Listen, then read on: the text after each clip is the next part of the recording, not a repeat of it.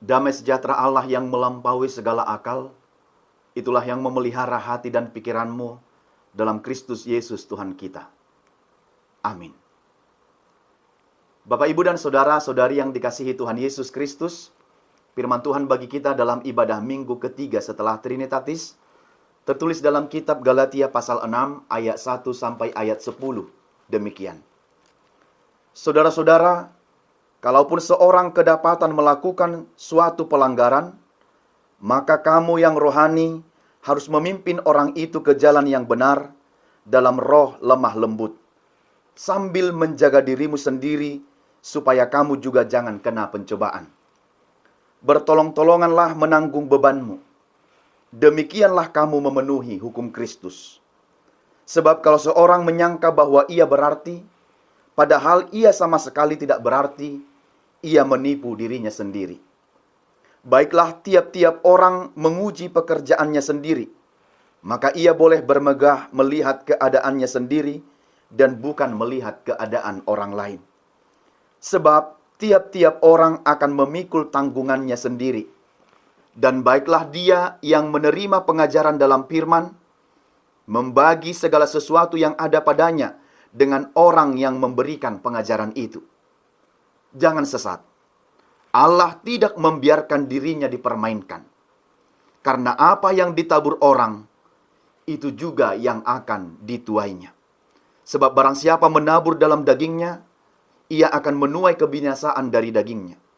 Tetapi barang siapa menabur dalam roh, ia akan menuai hidup yang kekal dari roh itu. Janganlah kita jemu-jemu berbuat baik. Karena apabila sudah datang waktunya, kita akan menuai jika kita tidak menjadi lemah. Karena itu, selama masih ada waktu, selama masih ada kesempatan bagi kita, marilah kita berbuat baik kepada semua orang, terutama kepada kawan-kawan kita seiman.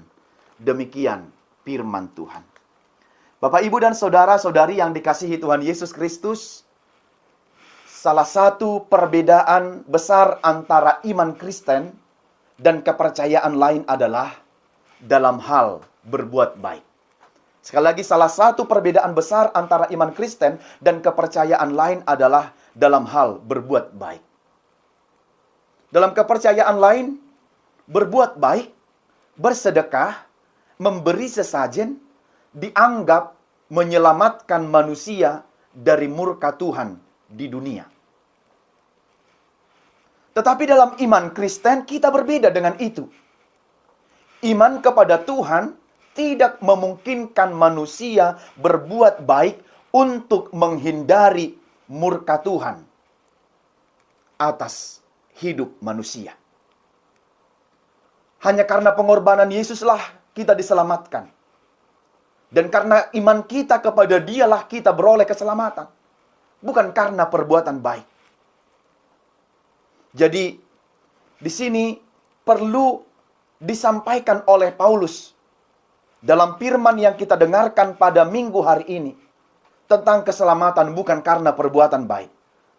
Tetapi perbuatan baik adalah buah dari keselamatan kita. Hal itu jugalah yang akan kita lihat dan akan kita pelajari melalui firman ini. Paulus menuliskan suratnya kepada jemaat di Galatia yang terdapat dalam Galatia pasal 6 ayat 1 sampai 10 ini, kepada jemaat Galatia yang pada waktu itu terjadi pertikaian dan perselisihan di antara atau di tengah-tengah jemaat itu. Ada pula dari kalangan Yahudi yang pada saat itu muncul guru-guru palsu yang selalu menekankan tentang hukum Taurat dan sunat. Mereka katakan, selamat bisa dengan melakukan hukum Taurat dan menjalankan sunat melalui ajaran mereka. Padahal dalam firman ini Paulus menjelaskan, kita selamat karena iman kepada Tuhan. Kita selamat karena percaya kepada Yesus Kristus, bukan karena Taurat dan bukan karena surat. Tetapi pengaruh guru-guru palsu ini begitu sangat besar untuk mempengaruhi kehidupan jemaat di Galatia ketika itu. Apalagi mereka yang masih butuh dibimbing, bagi mereka yang baru menjadi orang percaya, orang Kristen. Apalagi bagi mereka yang imannya masih lemah. Ketika guru-guru palsu ini datang, ini dapat memengaruhi kehidupan kepercayaan mereka. Maka Paulus dengan tegas menekankan, sekali lagi, bukan karena hukum Taurat dan bukan karena sunat itu, tetapi sekali lagi karena percaya kepada Yesus Kristus, karena iman kepada Tuhan. Kalau tidak seperti itu, ajaran lain di luar dari itu yang mempercayai keselamatan karena Taurat, karena perbuatan baik, dan karena sunat, semua itu adalah tidak benar. Maka dari mereka muncul pertanyaan. Kalau benar kita selamat karena anugerah Tuhan, karena iman, karena percaya kepada Yesus. Lalu dari mereka muncul pertanyaan seperti ini. Dengan begitu, berarti kita tidak perlulah berbuat baik. Benarkah demikian Bapak, Ibu, dan Saudara yang dikasihi Tuhan Yesus Kristus?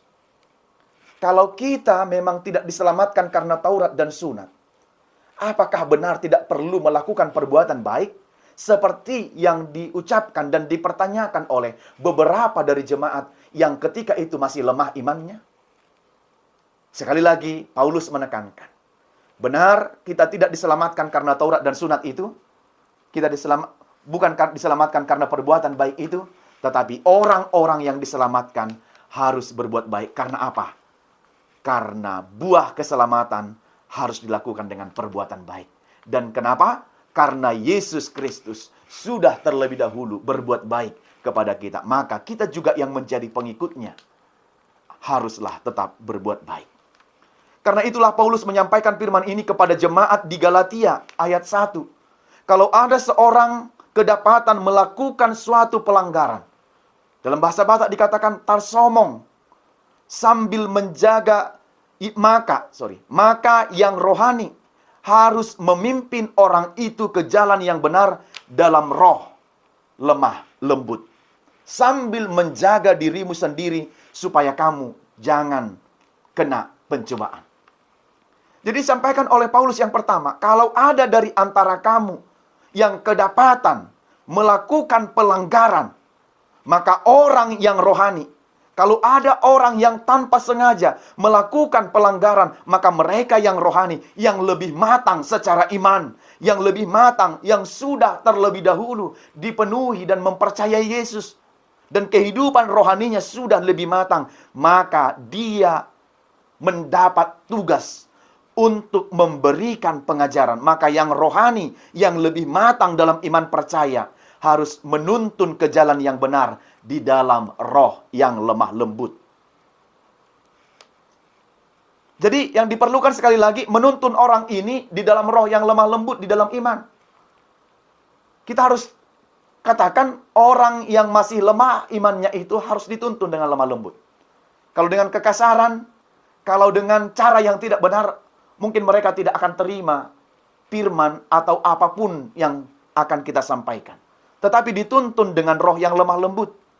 Yang berikut dikatakan, tetapi sambil harus tetap menjaga diri sendiri supaya jangan kena pencobaan.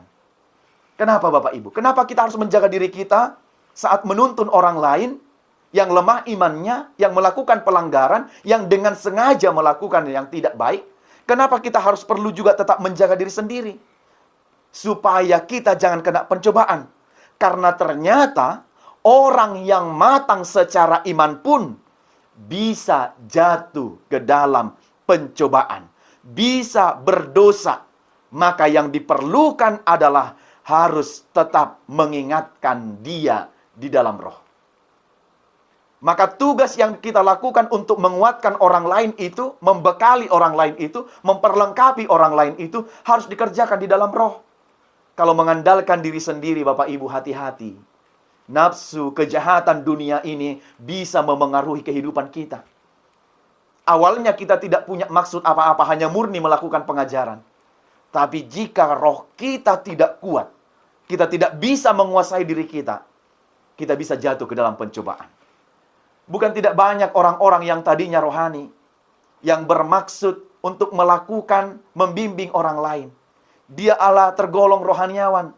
tetapi tidak bisa menjaga hatinya. Tidak tetap yang dia katakan rohani, tetapi yang dikerjakannya hidup dalam roh halus. Tetapi inilah yang disampaikan oleh kita harus menjaga supaya roh kita tidak jatuh ke dalam pencobaan. Mengingatkan mereka dalam roh. Saat kita pergi melakukan tugas ini, yang kita andalkan adalah roh. Jadi seharusnya yang dewasa dalam iman itu adalah panutan. Walaupun terkadang kita bisa melihat yang sudah diduluankan, dipatujolo dalam istilah bahasa Batak, yang sudah terpandang, yang sudah bisa kita katakan sebagai guru, pengajar, tetapi malah kadang-kadang sikap dan perbuatannya juga begitu sangat memprihatinkan. Maka tetap menjaga diri kita, meminta tuntunan dan pertolongan Roh Kudus, supaya jangan kita yang rohani ini ternyata bersifat seperti kanak-kanak, childish. Kita tidak dewasa dalam iman kita. Seharusnya kita sudah menjadi guru, tetapi menjadi murid pun masih kurang. Maka sekali lagi firman ini, maka kuat dan teguhkanlah iman-iman orang yang masih dalam tahap bertumbuh atau tetap masih lemah imannya, begitu. Jadi orang percaya tugasnya adalah mengajar, menasihati semua orang supaya tidak keliru dari iman dan kasih kebenaran Tuhan Yesus Kristus. Menasihati mereka dalam roh, karena Yesus juga menasihati para murid-muridnya. Karena Yesus juga menasihati murid terhadap orang berdosa untuk menemui dan mengajari mereka dan mengingatkan mereka supaya menjadi teman pewaris kerajaan Allah. Kenapa kita mengingatkan mereka yang dalam pergumulan, yang dalam dosa, yang imannya masih lemah? Supaya kita menjadi sama-sama teman pewaris kerajaan surga. Kita tidak mau Bapak Ibu hanya menjadi teman, sahabat, kompak, bestie di dunia ini. Tetapi kita juga mau menjadi teman pewaris kerajaan Allah di surga kelak. Maka hal ini memang tidak mudah. Menasehati, mengingatkan orang lain, dan melakukannya di dalam roh, supaya kita tidak jatuh ke dalam pencobaan. Memang ini adalah pekerjaan yang berat. Tetapi kita dapat melakukannya dengan pertolongan Roh Kudus. Maka jangan pernah mundur, jangan pernah surut. Roh yang menguatkan kita. Kita hanya mengerjakan. Seperti dalam surat Paulus, Apolos yang menanam, Paulus yang menyiram, Yesus yang memberikan pertumbuhan. Maka tugas kita adalah, tugas yang harus kita kerjakan adalah tugas-tugas yang bisa kita lakukan bagi orang lain. Mungkin hari ini menanam, menyiram. Tapi selanjutnya, yang menolong dan menguatkan kita adalah Roh Allah. Yang kedua, bertolong-tolonganlah menanggung bebanmu. Demikianlah engkau memenuhi hukum Kristus. Hal ini juga diingatkan dan disampaikan oleh Rasul Paulus, karena mereka memiliki beban berat. Termasuk beban berat karena kepercayaan mereka kepada Kristus. Jadi mereka mengalami beban yang berat karena percaya mereka kepada Kristus. Karena banyak orang-orang yang tidak menyukai, banyak orang-orang yang membenci, banyak orang-orang yang mengkhianati saat mereka menyatakan imannya kepada Yesus. Maka Paulus mengatakan, bertolong-tolonganlah menanggung bebanmu. Kalau akhirnya kita memiliki banyak beban karena percaya kepada Kristus dan menjadikan Kristus menjadi Tuhan dan Juru Selamat kita, dan banyak tantangan yang kita hadapi, dikatakan bertolong-tolonganlah menanggung bebanmu. Demikianlah engkau memenuhi hukum Kristus. Karena jika kita hidup saling tolong-menolong, itu serupa dengan memenuhi hukum Kristus. Memenuhi hukum Kristus yang mana? Yaitu mengasihi Allah dan mengasihi sesama manusia, sama seperti dirimu sendiri. Jadi, dengan hidup bertolong-tolongan, Bapak Ibu, sebenarnya kita sudah melakukan hukum kasih, yaitu mengasihi Allah dan mengasihi diri kita sendiri. Karena kekuatan roh yang kita terima, maka kita mampu hidup saling tolong-menolong. Maka kita hidup mampu juga ikut menanggung beban dari orang lain, sebagai keteladanan yang kita terima dari Kristus. Kenapa? Karena dia juga sudah menanggung beban-beban yang berat kita. Yang tadinya kita harus mati atas keberdosaan dan kesalahan-kesalahan kita. Tetapi Tuhan menanggung, memikul kuk menanggung beban-beban yang berat itu, supaya kita menjadi ringan, supaya kita selamat. Demikianlah orang-orang percaya itu saling tolong-menolong, menanggung setiap beban dan pergumulan. Jangan pula senangmu senangku, tapi deritamu derita lu sendiri, tidak bagian dari deritaku. Itu bukan gambaran orang percaya.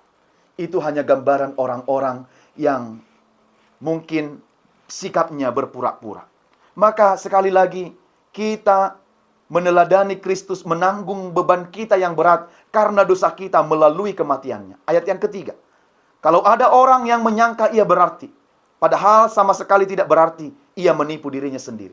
Paulus juga mengingatkan, janganlah ada dari antara jemaat di Galatia itu yang menganggap dirinya berarti, padahal sebenarnya tidak berarti.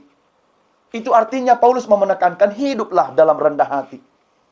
Karena mereka hidup dalam seiman, perlu saling menolong. Bukan berarti menonjolkan dan menipu diri sendiri, seolah-olah sudah berlaku dan berbuat banyak, sementara tidak melakukan apa-apa.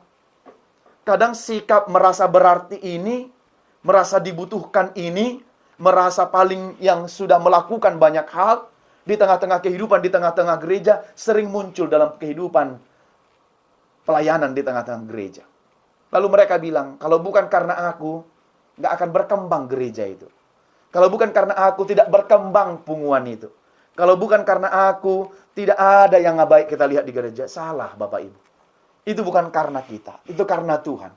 Jadi, tidak ada mengatakan dirinya lebih berarti, sementara tidak berarti.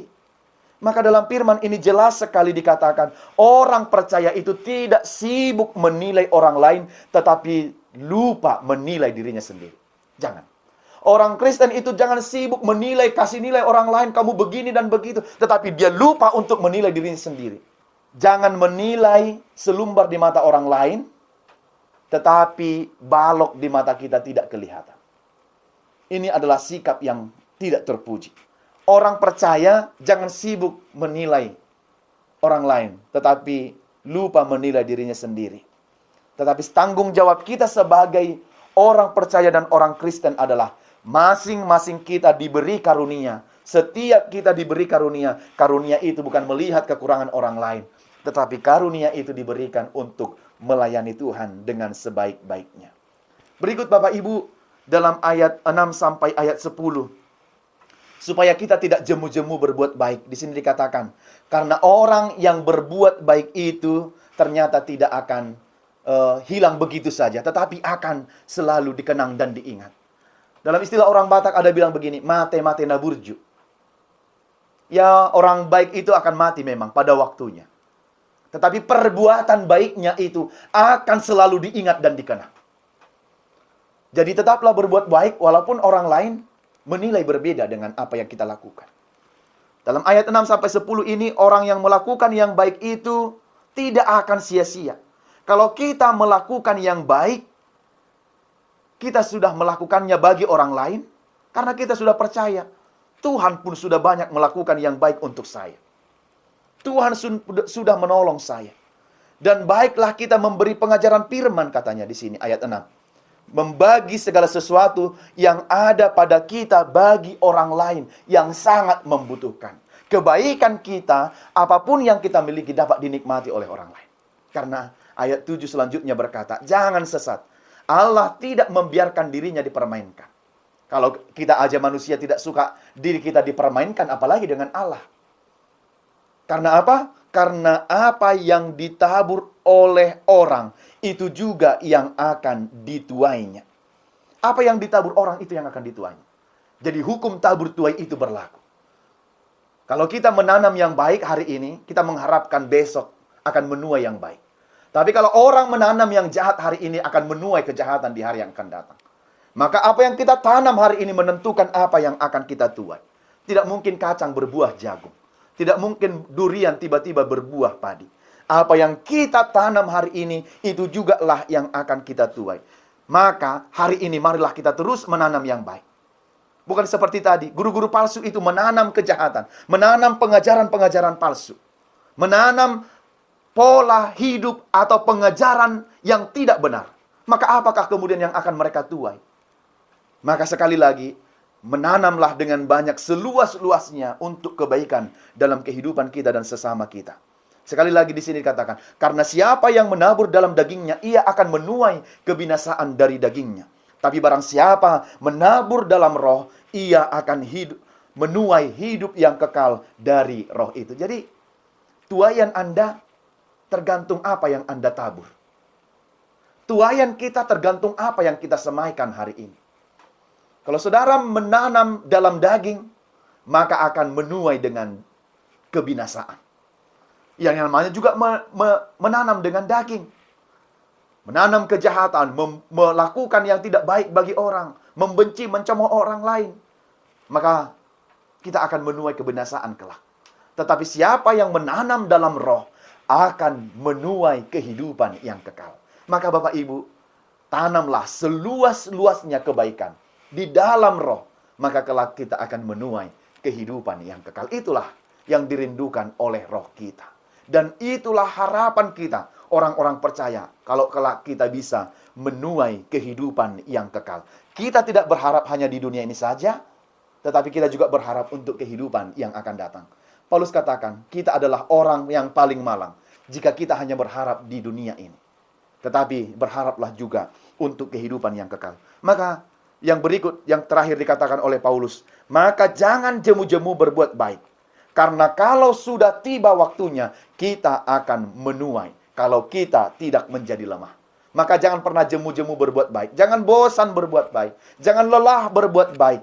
Jangan hitung-hitung perbuatan baikmu. Sekali lagi, seperti saya katakan tadi, mate-mate naburju, silahkan lakukan sebanyak-banyaknya, seluas-luasnya kebaikan bagi siapapun orang yang bisa kita lakukan. Karena apa? Kita akan menuai pada waktunya. Pada waktu yang Tuhan tentukan, kita akan menuai buah dari kebaikan-kebaikan kita. Mungkin bukan dari orang yang kita tanam itu, yang kepadanya kita lakukan kebaikan, tetapi bagi orang lain. Artinya Tuhan membuka jalan juga bagi kita untuk menuai kebaikan-kebaikan yang telah kita tanam dari orang yang tidak kita kenal sekalipun. Kalau Tuhan berkehendak, Dia mampu melakukan kebaikan bagi kita. Buah dari apa yang telah kita tanam. Kalau tidak lemah. Maka jangan pernah lelah berbuat baik. Ada orang yang sudah lama berbuat baik dengan rutin, continue begitu.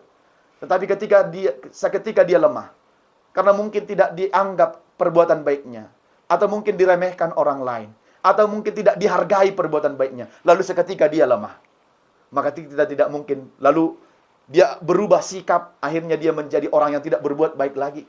Itu yang menjadi lemah. Dan dia tidak akan menuai dari perbuatan-perbuatan baiknya lagi. Karena apa? Karena dia sudah lemah. Dia mau karena omongan orang lain, ucapan orang lain, perbuatan baiknya menjadi berhenti. Yang berikut, selama masih ada kesempatan berbuat baik kepada semua orang, terutama kawan kita seiman. Bukan kepada hanya satu orang, tetapi semua orang. Dan terutama katanya tadi kepada kawan kita seiman. Begitulah luasnya perbuatan baik itu Bapak Ibu. Tidak hanya karena hubungan darah, satu rumah, satu gereja, satu keluarga. Tapi untuk semua orang. Tapi terutama katanya bagi teman seiman. Itu artinya perbuatan baik itu seluas-luasnya kepada siapapun. 3 hal tekanan dari firman ini yang saya sampaikan. Yang pertama adalah berbuat baik bukan supaya diselamatkan, tapi karena telah diselamatkan. Maka buah dari keselamatan kita adalah teruslah berbuat baik. Kita berbuat baik karena Allah telah terlebih dahulu berbuat baik kepada kita. Tidak terhingga perbuatan-perbuatan baik yang Allah yang sudah dilakukannya untuk kita. Maka hidupilah kebaikan Tuhan itu dan selalulah berbuat baik kepada sesama. Yang kedua, jangan jemu-jemu berbuat baik. Kita akan menuai pada waktunya. Berbuat baik itu dilakukan secara terus-menerus, continue, dari waktu ke waktu. Jangan bosan-bosan. Pada masanya nanti kita akan menerimanya. Dulu pada awal-awal pandemi banyak sekali orang yang menolong orang lain. Tapi setelah kembali berangsur begitu. Jadi perbuatan baik itu terus-menerus, bukan berwaktu-waktu. Kalau bisa kita kerjakan secara terus-menerus, kerjakan terus-menerus.